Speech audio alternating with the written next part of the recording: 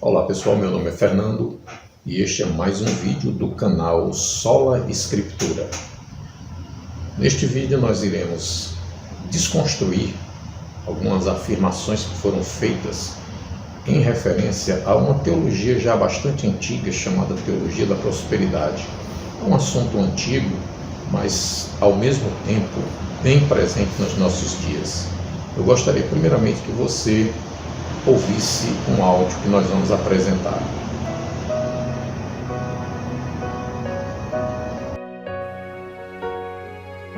Quer ver mais um besterol? Só mais um.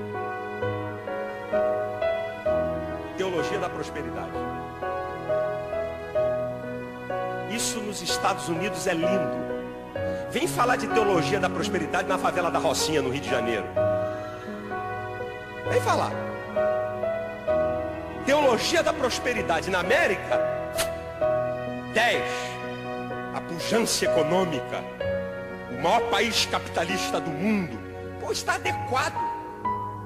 Agora vem falar de teologia da prosperidade no Zâmbia, na Angola, Guiné-Abissal. Qual é a favela mais violenta aqui de São Paulo, hein? Jardim Ângela, é?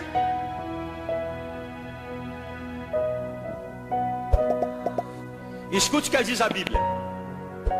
Provérbios 22:3 diz assim: o rico e o pobre se encontraram e ambos fez o Senhor. Sabe, deixa eu dizer um pouquinho da teologia da prosperidade. Sabe o que ela diz? E tem igreja no Brasil segurou esse negócio com uma força que não é brincadeira. Sabe o que diz a teologia da prosperidade? Olha, querido, se está acontecendo algum problema na sua vida, se você não consegue as coisas, se você não é bem sucedido, ou porque você não crê, ou porque tem algum problema na sua vida. Você está mal financeiramente, você não tem fé. Isso é uma afronta, gente. Isso é uma afronta. Não, o que você pedir, Deus dá. Não, rapaz, você não tem porque você não tem fé. Você é um incrédulo. Uma vez chegou uma irmã lá na minha igreja, não vou dizer de onde ela veio, apavorada, com a cabeça cheia de minhoca. Pastor, eu sou crente fiel, eu estou na igreja, eu estou numa crise financeira e estão dizendo que eu tenho algum pecado ou porque eu não tenho fé. Isso é uma covardia.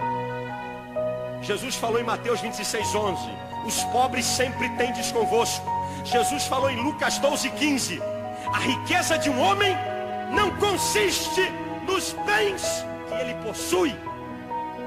Deus não olha para você pela sua capacidade de conquista no mundo material. Agora eu vou dizer para você o que é prosperidade à luz da Bíblia, e não esse besterol que a turma no Brasil está engolindo, esse besterol teológico da América. Eu vou dizer o que é prosperidade à luz da Bíblia para você. 2 Coríntios capítulo 8 diz assim, escute: a graça que foi dada à igreja da Macedônia, que em muita prova de tribulação houve abundância do seu gozo. Presta atenção, hein? Da sua profunda pobreza abundou em riqueza de generosidade, e deram segundo o seu poder o que eu mesmo testifico, diz Paulo. Deram acima do seu poder e deram voluntariamente. Você vai entender o que eu estou falando aqui. A igreja da Judéia estava vendo fome naquela terra, miséria total. A igreja da Macedônia era de pobres, mas a igreja da Judéia era de mais pobres ainda. Os pobres da Macedônia dividiram o pouco que tinha com os mais pobres da Judéia. Isto é prosperidade. Prosperidade é você compartilhar com o outro. Prosperidade é você viver bem com aquilo que Deus tem te dado. Prosperidade é mesmo você tendo pouco, você ainda tem forças e capacidade de ajudar alguém que está pior do que você. Nós temos lançado uma Bíblia muito interessante, que é a Bíblia de estudo sobre batalha espiritual e vitória financeira. interessante que eu recebi 2 críticas entre intermináveis elogios, mas eu quero salientar a crítica que aqui não tem problema comigo. Uma irmã e um irmão. Uma irmã disse assim: olha onde já se viu falando sobre dinheiro. Como é que pode? Rapaz, eu fico assim bobo com a ignorância de muitos que estão na igreja. Sabe o que eu acho mais engraçado? É a hipocrisia. Sabe? Todo mundo quer o dinheiro, mas quer falar mal dele. Outra coisa que eu queria dizer: não é o dinheiro. O dinheiro não é o diabo que dá, não. Salomão pediu sabedoria e Deus deu riqueza. Abraão não pediu riqueza e Deus deu riqueza. Se riqueza afastasse o homem de Deus, o diabo fazia todo mundo ficar rico. Eu quero dizer que a palavra de Deus é riquíssima no assunto de finanças. Se você está vivendo em miséria, tem alguma coisa errada que você precisa descobrir na palavra de Deus. Essa que é a verdade. Brincadeira. Sabe o que diz a teologia da prosperidade? Olha, querido, se está acontecendo algum problema na sua vida, se você não consegue as coisas, se você não é bem sucedido, ou porque você não crê, ou porque tem algum problema na sua vida. Você está mal financeiramente, você não tem fé. Isso é uma afronta, gente. Isso é uma afronta. Não, o que você pedir, Deus dá. Não, rapaz, você não tem porque você não tem fé. Você é um incrédulo. Uma vez chegou uma irmã lá na minha igreja, não vou dizer de onde ela veio, apavorada, com a cabeça cheia de minhoca. Pastor, eu sou crente fiel, eu estou na igreja, eu estou numa crise financeira e estão dizendo que eu tenho algum pecado ou porque eu não tenho fé. Isso é uma covardia. Eu quero dizer que a palavra de Deus é riquíssima no assunto de finanças. Se você está vivendo em miséria, tem alguma coisa errada que você precisa descobrir na palavra de Deus. Essa que é a verdade. Bom, amados, o áudio fica bem claro, né? Infelizmente, o pastor Silas Malafaia, que já foi um grande combatente da teologia da prosperidade, passou a ser um ferrenho defensor e nos 2 momentos utilizando-se da Bíblia, o que é pior ainda, porque passa uma ideia de que a Bíblia se contradiz. Em um momento ela combate algo e em outro momento ela está defendendo o mesmo assunto que antes ela foi demonstrada, né, que condenava. Porém, infelizmente, as pessoas têm distorcido as Escrituras para validar aquilo que antes já combateram. Infelizmente. Eu quero começar a partir do ponto final. Primeiro, ninguém fala mal do dinheiro. Nós sabemos pela Escritura que o amor ao dinheiro é raiz de todos os males. Isso Paulo escreve a Timóteo na sua primeira epístola. Lá no capítulo 6, acho que é versículo 10, 9 ou 10, ele vai dizer. Então, o pastor, eu quero dizer que eu não tenho nada pessoal, mas dentro daquilo que eu vejo na Bíblia Sagrada, eu não posso concordar com determinadas posturas e posições.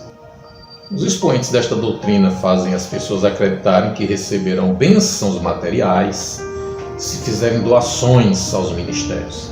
Estabelece uma relação entre prosperidade e contribuição. Quanto mais você contribui, mais você é abençoado. E isso tem gerado pessoas interesseiras, crentes materialistas, e essa é que é a verdade. Agora, a partir do que ele fala, que Salomão não pediu riquezas e Deus deu, Abraão não pediu riqueza e também Deus deu, eu quero puxar esse assunto. Quando Deus chama Abraão, lá no capítulo 12 do livro de Gênesis, e diz: olha, sai da tua terra, da casa do teu pai, do meio da parentela, vai para uma terra que eu te mostrarei. A promessa de Deus para Abraão não foi de fazê-lo rico, não foi de fazê-lo próspero financeiramente, foi que dele faria uma grande nação. Deus o abençoaria e multiplicaria a sua descendência. Essa foi a promessa de Deus para Abraão. Abrão, que Deus ainda não havia mudado o seu nome. E Abrão então sai, o versículo 5 vai dizer que ele sai com Ló, com Sarai sua esposa, com Ló e com todos os bens que havia adquirido. Abrão já era um homem de posse, já era um homem rico quando Deus o chamou, a bem da verdade. No mesmo capítulo 12, nós vamos ver que Abrão ele vai para o Egito e lá ele mente. Sim, ele mente. Com medo de ser morto e a sua esposa ser tomada por mulher pelos egípcios, ou mesmo pela Faraó, um dos seus grandes, ele mente dizendo que ela é apenas sua irmã.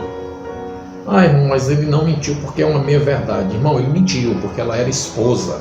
Ele disse que era irmã. É verdade que era meia-irmã, mas não existe esse negócio de meia-verdade. Não existe. Mentiu. Tanto é que Deus puniu o Faraó porque Faraó tomou Sarai por esposa. E no final, quando foi para devolvê-la, o Faraó do Egito, ele deu a Abraão ovelhas, ele deu a Abraão bois, gados. Então foi mais uma forma que Abraão, com mentiras, adquiriu mais bens materiais. Isso aconteceu também lá no capítulo 20, com Abimeleque. Mesma situação, ele mentiu novamente, certo? Agora, eu quero dizer para você que no capítulo 13 de Gênesis, quando Abrão e Ló separam-se, logo após a saída do Egito, o texto sagrado ele vai dizer no versículo 2 que Abraão era muito rico, certo? Então ele já era um homem rico, ok? É um argumento falso desses defensores da teologia da prosperidade, querer dizer que foi Deus que deu a prosperidade para Abraão porque o chamou. Abraão ele não fez votos, certo? Ele não fez campanhas, ele não depositou em contas de ministério, ele trabalhou, ele produziu. A bem da verdade, a bênção de Deus está sobre o trabalho, ok? Mas não foi com campanhas que Abraão multiplicou seus bens. No ano de 2009, o pastor Silas, no programa dele, ele trouxe Morre Cerulo, que já é falecido, né? E o apresentou como profeta de Deus. Eu acho interessante, gente. É por isso que existe a necessidade de nós lermos a Bíblia, a palavra de Deus, para não ficarmos sendo iludidos com versículos tirados fora do contexto. Nesse caso aqui, ele vai usar uma frase apenas do versículo, que a Bíblia diz: crede nos seus profetas e prosperareis, diz a Escritura. E ele cita 2 Crônicas 20:20. Porém, o texto de 2 Crônicas citado, ele usa sua última frase, ele diz respeito a uma batalha que foi travada por 3 nações: Amonitas, Moabitas e os da montanha de Seir. Os Amonitas eram descendentes de Ló, junto com os Moabitas, e os da montanha de Seir eram descendentes de Esaú, que era irmão de Jacó. Ou seja, eram 3 nações que eram parentes. Os Amonitas e os Moabitas eram descendentes de Ló, sobrinho de Abrão. No caso, Abraão, posteriormente. E veio essa grande multidão. Josafá, ele clamou a Deus. Josafá, ele orou ao Senhor, conclamou todo o povo de Jerusalém para fazer um jejum e orar a Deus por conta disso. E Deus levantou então o filho de Zacarias. Eu vou procurar aqui para a gente ter uma ideia melhor, porque me fugiu agora o nome desse rapaz que foi usado, movido por Deus naquele momento para profetizar. Jaaziel, filho de Zacarias, profetizou dizendo: dai ouvidos todo Judá, e vós, moradores de Jerusalém, e tu, ó rei Josafá, ao que vos diz o Senhor, não temais, nem vos assusteis, por causa desta grande multidão, pois a peleja não é vossa, mas de Deus. Amanhã descereis contra eles, e eis que sobem pela ladeira de Ziz. Encontrá-los-ei no fim do vale, defronte do deserto de Jeruel. Neste encontro não tereis de pelejar. Tomai posição, ficai parados, e vede o salvamento que o Senhor vos dará. Ó Judá e Jerusalém, não temais, nem vos assusteis. Amanhã saíres ao encontro, porque o Senhor é convosco. Então, Deus deu essa palavra para Jaaziel e ele transmitiu ao rei Josafá e a toda Judá e os moradores, os habitantes de Jerusalém. Deus era quem ia pelejar por eles nessa batalha. E o rei Josafá, no versículo 20, pela manhã cedo, ao saírem, ele pôs de pé e disse: ouvi, ó Judá, e vós, moradores de Jerusalém, crede no Senhor, vosso Deus, e estareis seguros. Crede nos seus profetas e prosperareis. Isso foi em referência, irmãos, a isso que foi dito, a esse episódio, a essa batalha. Porque depois dessa batalha, quando os homens, aqueles três povos, eles guerrearam entre si, eles se destruíram entre si. Judá não foi contra eles. Deus confundiu o arraial e eles pelejaram entre si, se destruíram. E o que é que sobrou para Judá e Jerusalém depois dessa peleja, depois dessa batalha? Mas o amado pastor, ele usa essa frase desse versículo para apresentar, segundo ele, o profeta Morre Cerulo, que traz uma palavra de Deus, e a palavra de Deus que Morre Cerulo trazia era a unção financeira dos últimos dias. E eu queria até lhe dar um conselho, você procura depois esse vídeo na internet para você ver a aberração, em que Morre Cerulo diz que está trazendo da parte de Deus a unção financeira para os últimos dias. Isso foi em 2009, e aparece um número de telefone na tela, e as pessoas são conclamadas a fazerem um voto de depositar R$900 para receberem esta unção financeira, que só será liberada para aqueles que efetuarem esse depósito. Eu fico lembrando, sabe, irmãos, de Atos capítulo 8, que a Bíblia diz que Simão, o mago, o evangelho chegou em Samaria, Felipe esteve lá pregando o evangelho, muitos abraçaram a fé, e dentre eles Simão, que era um mago que encantava as pessoas com suas obras de feitiçarias, simulando ele ser alguém, ser um grande poder.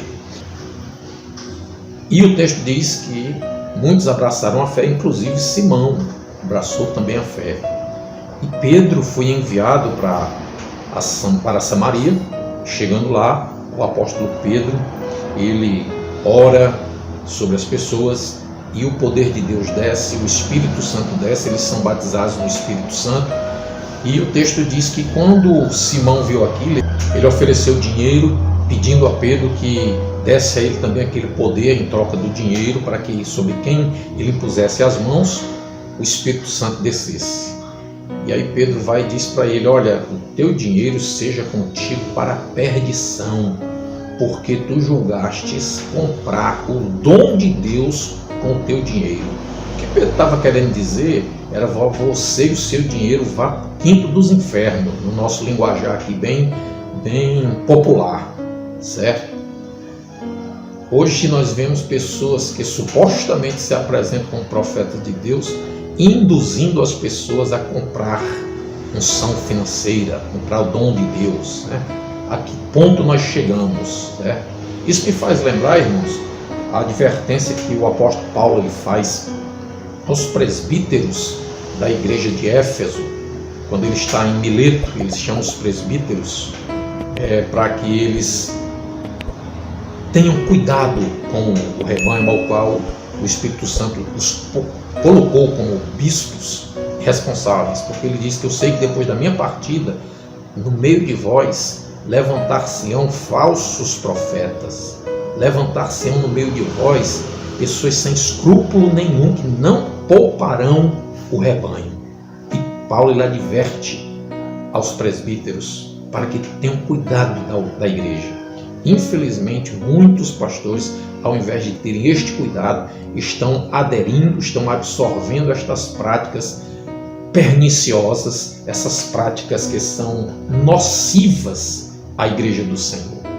Infelizmente, parte do próprio ambiente da liderança da igreja adotar ou abraçar, absorver esse tipo de coisa. Lamentavelmente.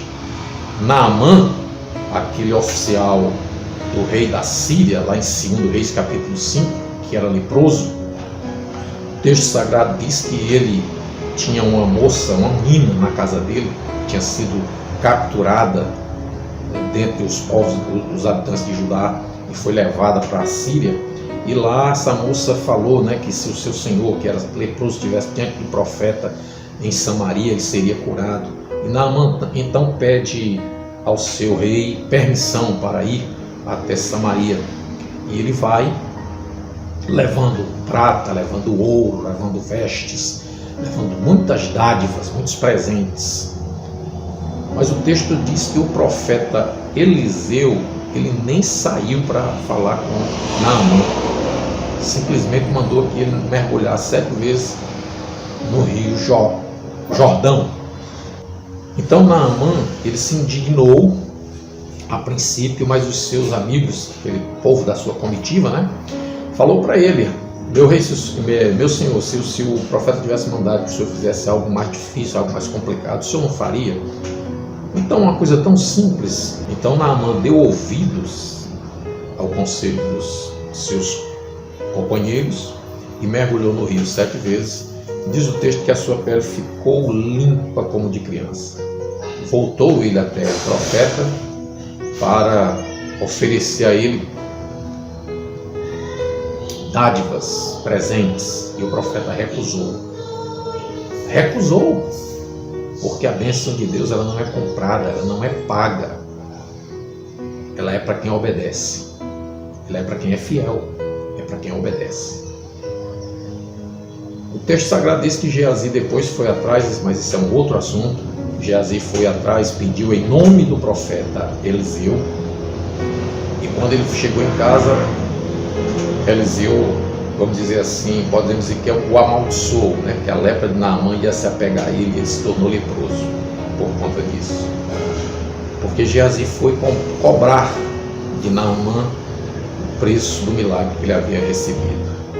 E hoje em dia as pessoas estão fazendo exatamente isso, cobrando pelo milagre, pela bênção de Deus, infelizmente. O pastor no texto ele fala simplesmente que aqueles que na época em que ele pregava contra, que diziam que se tem alguma coisa errada a pessoa tem que descobrir na Bíblia o que é que está errado na vida delas, porque elas estão com problemas financeiros, isso é uma afronta. Depois ele faz a mesma coisa. Se você está vivendo em miséria, tem alguma coisa errada e você tem que descobrir isso na Bíblia. Eu acho interessante, amados, é que essas pessoas que deram a oferta de R$900 da unção financeira do Mós Cerulo, depois disso receberam esta Bíblia aqui de presente.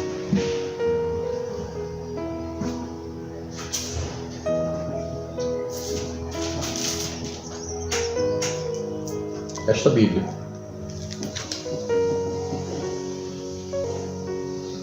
Esta Bíblia foi dada de presente para as pessoas que depositaram R$900.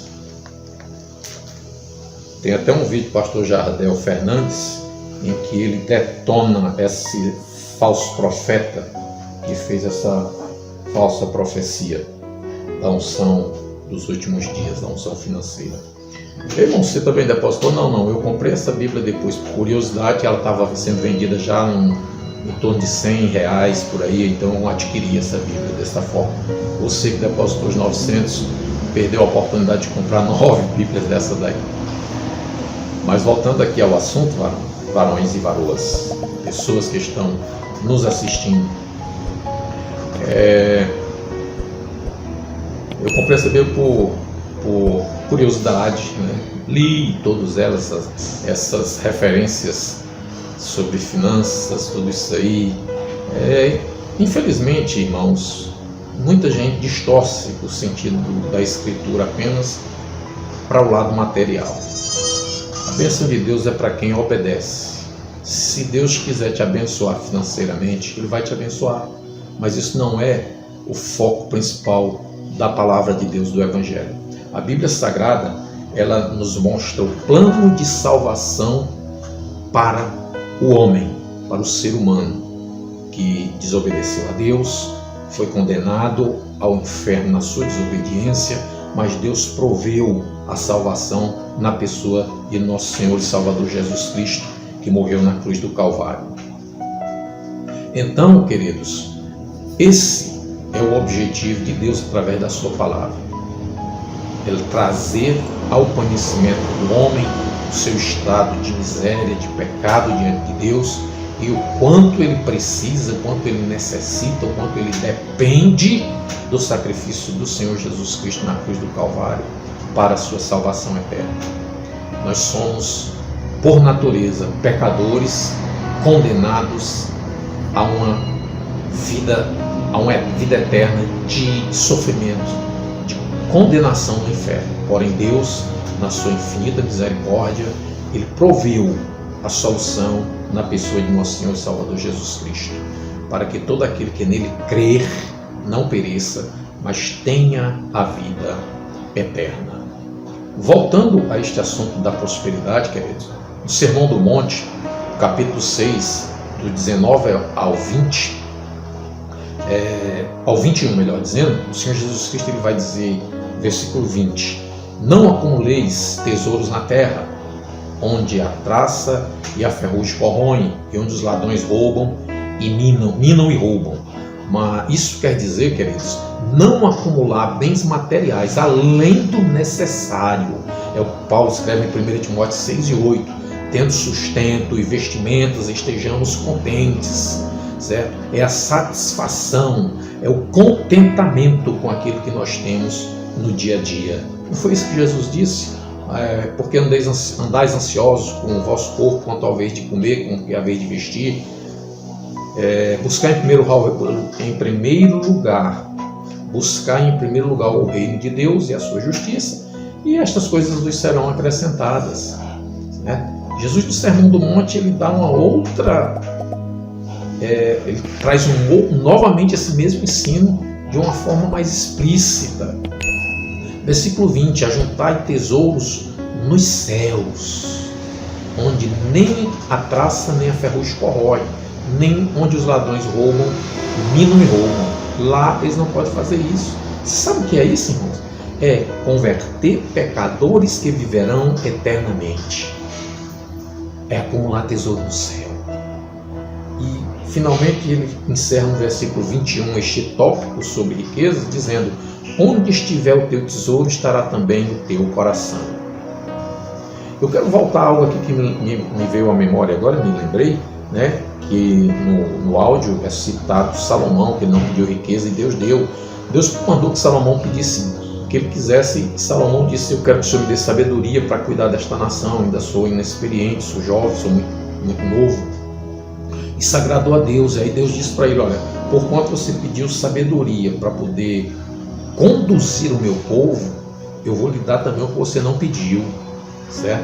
Deus deu a sabedoria que não houve outro igual em matéria de sabedoria que se equiparasse a Salomão. Deu a ele também muita riqueza. Mas se você for ler o livro de Eclesiastes, capítulo 2, Salomão vai falar sobre a vaidade das possessões. Ele vai mencionar lá que acumulou prata, acumulou ouro. Ele vai falar em toda a grandeza material que ele acumulou. E ele vai dizer que tudo isso é vaidade. Vaidade. O princípio da sabedoria é o temor ao Senhor, temor a Deus. Infelizmente, muitos estão sendo seduzidos pelo ter. Quando nós devemos ter o nosso foco é no ser. Sermos alguém, alguma coisa, para a glória do nome do Senhor. E eu quero concluir com as palavras do apóstolo Paulo em 1 Timóteo, capítulo 6, e nos versículos 9 e 10. Os que querem ficar ricos caem em tentação e ciladas e em muitas concupiscências insensatas Sabe o que é concupiscências insensatas? São desejos desenfreados, sem uso da razão, sem considerar o que está fazendo. Concupiscências insensatas e perniciosas, ou seja, danosas, maléficas, nocivas, porque o amor ao dinheiro é a raiz de todos os males. E alguns nessa cobiça se desviaram da fé e a si mesmos se atormentaram com muitas dores. Infelizmente, esta é a realidade. Que Deus em Cristo abençoe, e eu quero convidar você que ainda não é inscrito no nosso canal, que se inscreva, acione o sininho para que você possa receber as notificações de cada vídeo que nós iremos postar, e curte lá o nosso vídeo, nos ajuda, em nome do Senhor Jesus. Que Deus em Cristo vos abençoe. Amém.